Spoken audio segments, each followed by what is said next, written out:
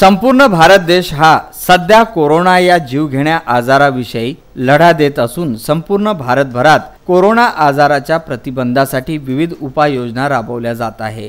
अमरावती महानगरपालिकेच्या वतीने 25 मार्च रोजी शहरातील विविध भागात रस्त्यांवर फवारणी करून नागरिकांच्या सुरक्षतेविषयी आता चांगलीच कंबर कसली आहे। महानगरपालिकेच्या वतीने अमरावती शहरातील रस्त्यांवर फवारणी करून तसेच रस्ते स्वच्छ करण्यात आले। नागरिकांनी शासनाच्या सूचनांचे पालन करावे असे आवाहनही यावेळी करण्यात आले।